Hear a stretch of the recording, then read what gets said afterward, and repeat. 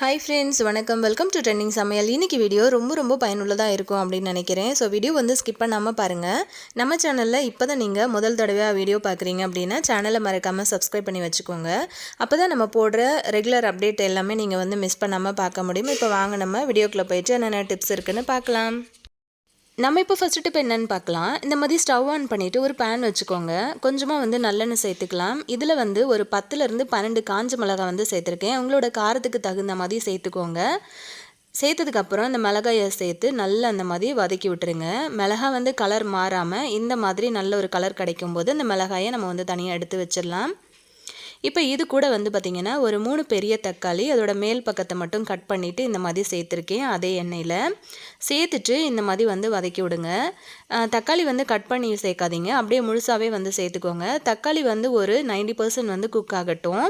அதோட தோல் எல்லாம் நல்லா அந்த மாதிரி செவந்து நல்லா சுருங்கி வரும் பாருங்கள். அந்த டைமில் நம்ம வந்து இந்த தக்காளி எல்லாத்தையுமே வந்து வெளியே எடுத்துடலாம். இப்போ நம்ம மிளகாய், தக்காளி, பூண்டு இது மட்டுமே வந்து வச்சுட்டு ரொம்ப டேஸ்டியான ஒரு கார சட்னி தான் எப்படி பண்ணுறதுன்னு பார்க்க போகிறோம். இந்த மாதிரி ஒரு பெரிய பூண்டு நான் எடுத்திருக்கேன். அந்த பூண்டு எல்லாத்தையுமே உரிச்சிட்டு நல்லா 2 பீஸாக அந்த மாதிரி கட் பண்ணி எடுத்திருக்கேன். அதையும் வந்து எண்ணெயில் சேர்த்து வதக்கிக்கோங்க. நல்ல இந்த மாதிரி கலர் மாறி நல்லா கமகமன்னு உங்களுக்கு பூண்டோட வாசம் நல்லா தூக்கலாக வரும். அந்த டைமில் இது எல்லாத்தையுமே நம்ம வந்து எடுத்துடலாம். எடுத்துட்டு இதை வந்து நல்லா ஆற வச்சுருங்க. நல்லா ஆறினதுக்கப்புறமா ஒரு மிக்ஸி ஜாரில் வந்து மாற்றிக்கலாம். மாற்றிட்டு இதுக்கு தேவையான அளவுக்கு உப்பு சேர்த்துக்கோங்க. தண்ணி விடாமல் நல்ல நைஸாக இதை வந்து நம்ம அரைச்சி எடுத்துகிட்டு வந்துடலாம். பாருங்கள், நான் இதை வந்து அரைச்சி எடுத்துகிட்டு வந்துட்டேன். இப்போ இதுக்கு சூப்பரான ஒரு தாளிப்பு கொடுத்துடலாம். இப்போ வந்து பார்த்திங்கன்னா தாளிப்பு கரண்டி அடுப்பில் வச்சுருக்கேன். கொஞ்சம் அதிகமாகவே வந்து நல்லெண்ணெய் சேர்த்துக்கோங்க. கடுகு போட்டு வெடித்ததுக்கப்புறமா கொஞ்சமாக வந்து உளுத்தம்பருப்பு சேர்த்துக்கோங்க. ஃபைனலாக வந்து கருவேப்பிலை சேர்த்துட்டு அதையும் வந்து இந்த சட்னியில் சேர்த்துடலாம். இந்த மாதிரி எண்ணெயும் வந்து தூக்கலாக இருக்கும்போது பார்த்திங்கன்னா இந்த கார சட்னி ரொம்ப டேஸ்டியாக இருக்கும். உங்களோட காரத்துக்கு தகுந்த மாதிரி நீங்கள் வந்து காரம் சேர்த்துக்கோங்க. பாருங்கள், எண்ணெய்லாம் நல்லா வந்து மேலே மிதக்குது பாருங்கள். இந்த மாதிரி செஞ்சிங்க அப்படின்னா ரொம்ப விரும்பி சாப்பிடுவாங்க. எவ்வளோ இட்லி தோசை செஞ்சாலுமே பத்தாது. இந்த சட்னியை ஒன்ஸ் வந்து நீங்கள் ரெடி பண்ணி வச்சிட்டிங்க அப்படின்னா 1 வாரம் வரைக்குமே ஃப்ரிட்ஜில் வச்சு நீங்கள் சாப்பிட்லாம். ஸோ கெட்டு போகாது. இப்போ அதே சட்னியை யூஸ் பண்ணி ரொம்ப சூப்பராக தோசையில் நம்ம அதை எப்படி வந்து யூஸ் பண்ணிக்கலாம் அப்படின்னு பார்த்துடலாம்.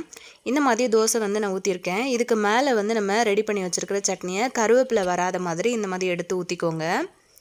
இந்த மாதிரி செஞ்சிங்க அப்படின்னா கிட்ஸுக்கு வந்து ரொம்பவே பிடிக்கும் இல்லையா? ஸோ நம்ம வந்து எப்போவும் சட்னி அரைச்சோம் அப்படின்னா இந்த மாதிரி கூட நம்ம தோசையில் போட்டு கொடுக்கலாம். ரொம்ப டேஸ்ட்டாகவும் இருக்கும். இந்த மாதிரி நம்ம சேர்த்த சட்னி எல்லாத்தையும் நல்லா அந்த மாதிரி ஸ்ப்ரெட் பண்ணி கொடுத்துருங்க. உங்ககிட்ட சீஸ் அந்த மாதிரிலாம் இருந்துச்சு அப்படின்னா எக்ஸ்ட்ராவாக நீங்கள் வந்து துருவி சேர்த்துக்கலாம். இப்போ வந்து நல்ல நெய் வந்து நான் சேர்த்துக்கிறேன். நல்லா அந்த மாதிரி மேலெல்லாம் வந்து நெய் சேர்த்துக்கோங்க. சேர்த்துட்டு இதை வந்து நம்ம திருப்பி போட முடியாது இல்லையா? ஸோ மேலே வந்து இந்த மாதிரி ஒரு மூடி போட்டு மூடி வச்சிடலாம். ஒரு 2லேருந்து 3 நிமிஷத்தில் வந்து பார்த்திங்கன்னா மேலே இருக்கிற சட்னியெல்லாம் நல்லா வந்து கலர் சேஞ்ச் ஆகி நல்ல வாசம் வர ஆரம்பிக்கும். தோசையும் வந்து சூப்பராக வந்து செவந்து வந்திருக்கும். அவ்வளோதான். ரொம்ப டேஸ்டியான இந்த தோசையும் வந்து கண்டிப்பாக அந்த ஒரே சட்னியை வந்து வச்சு நீங்கள் வந்து ட்ரை பண்ணி பாருங்கள்.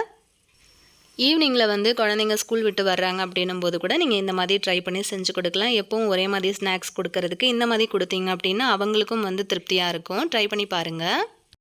இப்போ நம்ம அடுத்த டிப் என்ன அப்படின்னு பார்க்கலாம். இந்த மாதிரி பெரிய மாங்காய் வந்து 3 மாங்காய் வந்து எடுத்து வச்சுருக்கேன். இந்த மாங்காய்லாம் வந்து பார்த்திங்கன்னா நம்ம சீசன் டைம்லேயே செஞ்சோம் அப்படின்னா சீசன் இல்லாத டைமில் கூட நம்ம வந்து வச்சு சாப்பிட்லாம். ஸோ மாங்காய் வந்து நல்லா வாஷ் பண்ணிவிட்டு அதோட தோலெல்லாம் ரிமூவ் பண்ணிவிட்டு நல்லா இந்த மாதிரி பாதியாக கட் பண்ணிவிட்டு அதை வந்து இந்த மாதிரி நீல வாக்கில் கட் பண்ணி எடுத்துக்கோங்க. இப்போ இதை வந்து நம்ம என்ன பண்ண போகிறோம் அப்படின்றத பார்க்கலாம். நீங்கள் வந்து எவ்வளோ மாங்காய் வேணுனாலும் எடுத்துக்கலாம். பாருங்கள், நான் இந்தளவுக்கு எடுத்திருக்கேன். ஆனால் நம்ம செஞ்சு முடித்ததுக்கு பிறகு பார்த்திங்கன்னா கொஞ்சமாக தான் வரும். ஸோ அதனால் எடுக்கும்போது கொஞ்சம் அதிகமான அளவில் எடுத்துக்கோங்க.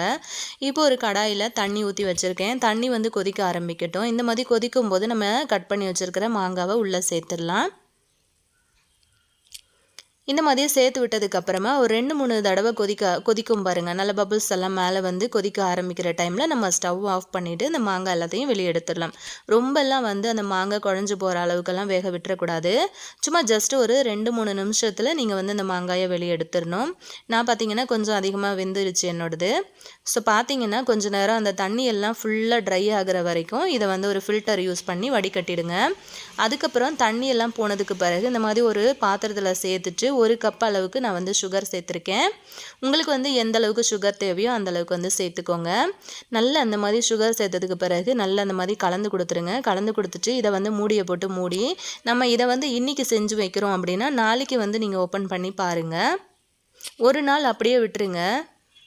அந்த நம்ம சேர்த்தோம் இல்லையா சுகர் எல்லாமே நல்லா மெல்ட் ஆகி வரும். ஃபுல்லாக எல்லாம் கரைஞ்சிருச்சு பாருங்கள். இது வந்து நான் மறுநாள் வந்து எடுத்து காட்டுறேன் உங்களுக்கு. நல்லா அந்த மாதிரி கரைஞ்சதுக்கு அப்புறமா அதில் இருக்கிற மாங்காய் எல்லாத்தையும் நம்ம வந்து ஒரு பிளேட்டுக்கு மாற்றிக்கலாம். இப்போ மாங்காய் எல்லாத்தையும் ஒரு பிளேட்டுக்கு மாற்றினதுக்கப்புறமா அந்த சுகர் சிரப் இருக்குது பார்த்தீங்களா, அது வந்து நீங்கள் ஏதாவது ஜூஸு இல்லை லெமன் ஜூஸ் அந்த மாதிரியெல்லாம் போடுறோம்ல, அந்த டைமில் நீங்கள் வந்து ஃப்ரிட்ஜில் வச்சு யூஸ் பண்ணிக்கலாம். ஸோ அதை நீங்கள் தூக்கி போட வேண்டிய அவசியம் கிடையாது. ஸோ இந்த மாதிரி வந்து எல்லாத்தையும் ஒரு பிளேட்டுக்கு மாற்றிட்டு நீங்கள் வந்து வெயிலில் காய வச்சு எடுத்துக்கோங்க. அடிக்கிற வெயிலில் ஒரு நாள்லேயே உங்களுக்கு காஞ்சிடும். எனக்கு பார்த்திங்க அப்படின்னா வீட்டுக்குள்ளே தான் நான் வந்து காய வச்சுருந்தேன். எனக்கு ஒரு 2 நாள் பிடிச்சது இது காயறதுக்கு.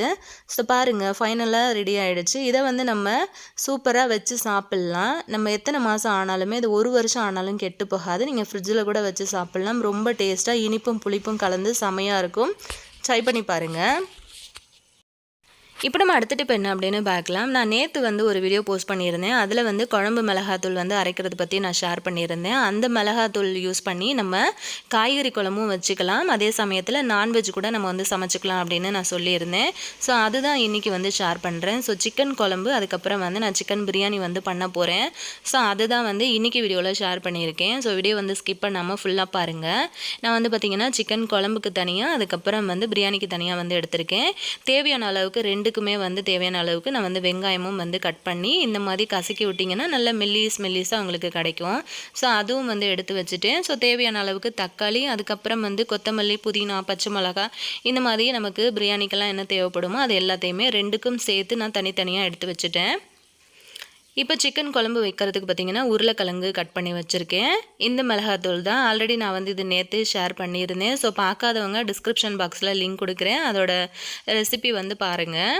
நிறைய பேருக்கு வந்து டவுட் இருக்கலாம். குழம்பு மிளகாத்தூள் நம்ம வந்து அரைக்கும் போது நான்வெஜ்ஜுக்கு தனியாகவும் வெஜ்ஜு குழம்பு அதெல்லாம் வைக்கிறதுக்கு தனியாகவும் நிறைய பேர் அரைப்பாங்க. ஸோ அந்த மாதிரி இல்லாமல் ஒரே மிளகாத்தூளே நம்ம வந்து எல்லா விதமான ரெசிபிக்கும் வந்து யூஸ் பண்ணிக்கலாம். ஸோ நிறைய பேருக்கு டவுட் இருக்கும் இல்லையா, அதனால் இன்றைக்கி வந்து ஷேர் பண்ணியிருக்கேன். ஸோ பார்த்திங்க அப்படின்னா பிரியாணி பண்ணுறதுக்காக நான் வந்து ஒரு குக்கர் அடுப்பில் வச்சுருக்கேன். ஒரு பக்கம் வந்து மண் சட்டி அடுப்பில் வச்சுருக்கேன். இப்போ ஒரே டைம்லேயே நம்ம வந்து பிரியாணியும் குழம்பும் வந்து பண்ண போகிறோம். இப்போ பிரியாணிக்கு தேவையான அளவுக்கு ஏலக்காய் பட்டை கிராம்பு பச்சை மிளகாலாம் சேர்த்துருக்கேன்.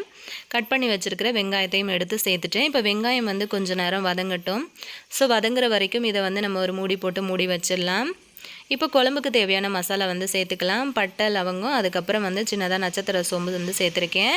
அது பொரிஞ்சதுக்கப்புறம் அந்த குழம்புக்கு தேவையான அளவுக்கு வெங்காயம் சேர்த்துட்டு ஒரு பச்சை மிளகா வந்து சேர்த்துக்கலாம். எப்போவுமே இந்த மாதிரி சிக்கன் குழம்பு அதுக்கப்புறம் மீன் குழம்புலாம் நீங்கள் வைக்கிறீங்க அப்படின்னா மண் சட்டி வந்து யூஸ் பண்ணி வச்சு பாருங்கள். ரொம்ப ரொம்ப டேஸ்ட்டாக இருக்கும். இப்போ இது கூட வந்து கொஞ்சமாக சோம்பு சீரகம் வந்து சேர்த்துருக்கேன். அதோட கருவேப்பிலையும் சேர்த்துக்கலாம். சேர்த்துட்டு கொஞ்சமாக வந்து தக்காளி அந்த குழம்புக்கு தேவையான அளவுக்கு தக்காளி வந்து சேர்த்துருக்கேன். தக்காளி வதங்கினதுக்கப்புறம் கொஞ்சமாக இஞ்சி பூண்டு பேஸ்ட்டு வந்து சேர்த்துக்கலாம். நல்லா ஃப்ரெஷ்ஷாக அரைச்சி உடனே சேருங்க. அப்போ தான் பிரியாணிக்காக இருந்தாலும் குழம்புக்காக இருந்தாலும் ரொம்ப சூப்பராக இருக்கும். இப்போ இஞ்சி பூண்டு பேஸ்ட்டு வதங்கி அதோட பச்சை ஸ்மெல் எல்லாம் போனதுக்கு பிறகு இந்த மாதிரி நம்ம எடுத்து வச்சுருக்கிற சிக்கனையும் உள்ளே சேர்த்துக்கலாம். சேர்த்துட்டு இதை நல்லா வதக்கி விட்டுருங்க. அதுக்கப்புறம் பார்த்திங்கன்னா நான் பிரியாணிக்கு வந்து தேவையான மசாலா எல்லாமே சேர்த்துட்டேன். ஸோ பிரியாணி ரெசிபி வந்து ஆல்ரெடி எல்லாருக்குமே தெரிஞ்சது தான். அதனால் இது வந்து நான் ஃபுல் ரெசிப்பியும் வந்து ஷேர் பண்ணலை. ஸோ பார்த்திங்கன்னா இப்போ நம்ம சிக்கன்லாம் வெந்து நல்லா தண்ணி விட ஆரம்பிச்சிருக்கு இல்லையா, அந்த டைமில் நம்ம கட் பண்ணி வச்சுருக்கிற உருளைக்கிழங்கையும் வந்து சேர்த்துக்கலாம். இப்போ பாருங்கள் இந்த பக்கம் நல்லா சேர்த்த தக்காளி மசாலாலாம் நல்லா குழஞ்சி வெந்து வந்திருக்கு. இப்போ எடுத்து வச்சுருக்கிற சிக்கனையும் வந்து சேர்த்துடலாம் பிரியாணிக்காக.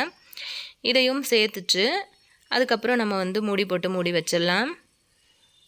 ஸோ நம்ம குழம்புக்கு வந்து போட்ட சிக்கன் வந்து நல்லா வெந்து ரெடி ஆகிடுச்சு. இப்போ நம்ம வந்து அந்த அரைச்சோம் இல்லையா அந்த மிளகாப்பொடி தான் வந்து சேர்த்துருக்கேன். காரத்துக்கு தகுந்த மாதிரி சேர்த்துக்கோங்க. சேர்த்துட்டு நல்லா அது எல்லாத்தையுமே நம்ம வந்து கலந்து கொடுத்துடலாம். கலந்து கொடுத்துட்டு ஒரு மூடி போட்டு நம்ம ஒரு 10 நிமிஷத்துக்கு வந்து மூடி வச்சிடலாம். ஒரு 10 நிமிஷம் கழித்து ஓப்பன் பண்ணிங்க அப்படின்னா நல்லா அந்த தண்ணியெல்லாம் ட்ரை ஆகி நல்லா உருளைக்கிழங்கெல்லாம் வெந்து அந்த மசாலாலாம் பச்சை ஸ்மெல்லாம் போயிருக்கும். இப்போ குழம்புக்கு தேவையான அளவுக்கு தண்ணி சேர்த்துட்டு மூடி வச்சுருங்க. குழம்பு வந்து நல்லா இப்போ கொதிக்க ஆரம்பிச்சிருக்கு. அதோட பார்த்திங்கன்னா நல்லா திக்காகவும் ஆகியிருக்கு. இப்போ ஃபைனலாக கொஞ்சமாக புதினா அதுக்கப்புறம் கொத்தமல்லி வந்து சேர்த்துருக்கேன். சேர்த்துச்சு கலந்து கொடுத்துட்டு சிம்மில் ஒரு 10 நிமிஷம் அதை அப்படி விட்டுடலாம். இந்த பக்கம் பார்த்திங்கன்னா பிரியாணிக்கு தண்ணி வந்து நல்லா கொதிச்சிட்ருக்கு. இப்போ நம்ம வந்து ஆல்ரெடி ஊற வச்சுருக்கிற அரிசி வந்து சேர்த்துக்கலாம். நான் வந்து பார்த்திங்கன்னா இன்றைக்கி சீரக சம்பா அரிசி தான் வந்து ஊற வச்சுருந்தேன். சேர்த்ததுக்கப்புறம் நல்லா அந்த மாதிரி கலந்து கொடுத்துருங்க. பிரியாணி பொறுத்த வரைக்கும் எப்போவுமே தண்ணி நல்லா பொங்கி கொதிக்குது பாருங்கள், அந்த டைமில் தான் நம்ம வந்து அரிசி சேர்க்கணும். அப்போ தான் வந்து அரிசி உடையாமல் வரும், இல்லைன்னா சீக்கிரமாக ஊறி உடஞ்சி போயிடும். இப்போ அந்த பிரியாணிக்கு நம்ம வந்து சேர்த்தோம் இல்லையா, அதை வந்து மூடி போட்டு மூடி வச்சிடலாம் தம் ஆகிற வரைக்கும். இப்போ பார்த்திங்கன்னா குழம்பு வந்து ரொம்ப சூப்பராக நல்லா எண்ணெய் பிரிஞ்சு செமையாக ரெடி ஆகிடுச்சு. அவ்வளோதான், நம்மளோட சூப்பரான சிக்கன் குழம்பும் இந்த பக்கம் ரெடி ஆகிடுச்சு. அந்த பக்கம் பார்த்திங்க அப்படின்னா பிரியாணியும் செம்ம சூப்பராக தம் ஆகி ரெடி ஆகிடுச்சு.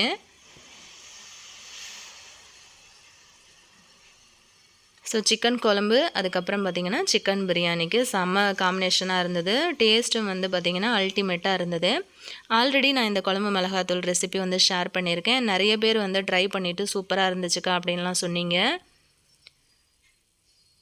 ஸோ உங்கள் ஃப்ரெண்ட்ஸ் அண்ட் ஃபேமிலி மெம்பர்ஸ்க்கும் இந்த வீடியோ வந்து ஷேர் பண்ணி கொடுங்க. ஆல்ரெடி நம்ம சேனலில் நிறைய டிப்ஸ் வீடியோஸ் நம்ம வந்து போஸ்ட் பண்ணியிருக்கோம். ஃப்ரீ டைமில் செக் பண்ணி பாருங்கள்.